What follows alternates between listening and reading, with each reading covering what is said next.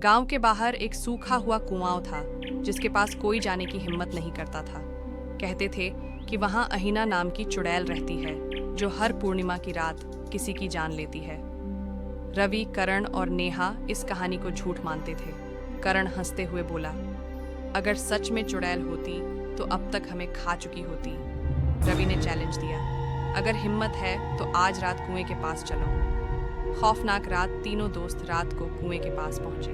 ठंडी हवा चल रही थी और अचानक कुएं के अंदर से किसी के रोने की आवाज आई। नेहा घबराकर बोली, कोई अंदर है। करण ने मोबाइल की टॉर्च जलाई और कुएं के अंदर झांका। वहां एक लड़की बैठी थी, उलझे हुए बाल, सफेद कपड़े और खून से सने हाथ। अचानक लड़की ने सिर उठाया, उसकी आंखों से खून बह रहा था। अहिना की हंसी वह धीरे धीरे हंसने लगी। तुम आ ही गए, मुझे तुम्हारा इंतजार था।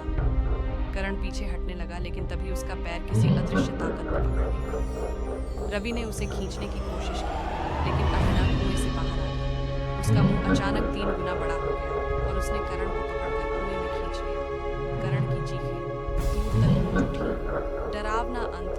रवि और नेहा बदहवास होकर गांव की ओर भागे, लेकिन जैसे ही वे गांव पहुंचे उन्होंने देखा करण पहले से वहां खड़ा था। वही कपड़े, वही चेहरा, लेकिन उसकी आंखें काली हो चुकी थीं। उसने धीरे से कहा, अहिना अब सिर्फ कुएं में नहीं रहती, वो मेरे अंदर आ चुकी है। नेहा चीख पड़ी, लेकिन अगले ही पल करण हवा में उड़ गया और उसकी हड्डियां टूटने की आवाज आई।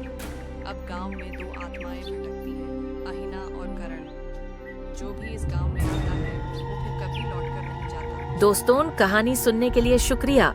ऐसे ही नई कहानियों के लिए हमारे चैनल को सब्सक्राइब करें। मिलते हैं अगली कहानी में।